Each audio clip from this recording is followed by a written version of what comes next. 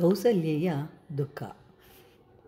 ದಶರಥ ಮಹಾರಾಜನಿಗೆ ರಾಮನೆಂದರೆ ಪ್ರಾಣ. ಬಹಳ ವರ್ಷಗಳ ನಂತರ ಪುತ್ರಕಾಮೇಷ್ಟಿ ಯಾಗವನ್ನು ಮಾಡಿ ಪಡೆದುಕೊಂಡವನು. ಅಂತಹವನನ್ನು ಕಾಡಿಗೆ ಕಳುಹಿಸುವ ಪ್ರಸಂಗ ಬರುತ್ತೆ.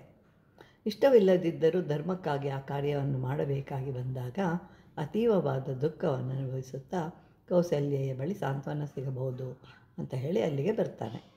ಆದರೆ ಅವಳು ಸಹ ತನ್ನ ಮಾತುಗಳಿಂದ ಶೂಲದಿಂದ ಚುಚ್ಚುವಂತಹ ಮಾತುಗಳನ್ನು ಆಡುತ್ತಾಳೆ. ಹೆಣ್ಣಿಗೆ ಮೂರೇ ಗತಿಗಳು. ಮೊದಲನೆಯದಾಗಿ ಗಂಡ ಅಂದರೆ ದಶರಥ ತಪ್ಪು ಮಾಡಿದ್ದರಿಂದ ಈಗ ಇದ್ದೂ ಇಲ್ಲದಂತೆ ಆದನು. ಎರಡನೆಯದಾಗಿ ಮಗ ಅಂದರೆ ರಾಮನ ಬಹಳ ಉತ್ತಮವನು, ಅಂತಹವನನ್ನು ಕಾಡಿಗೆ ಕಳುಹಿಸಿದನು.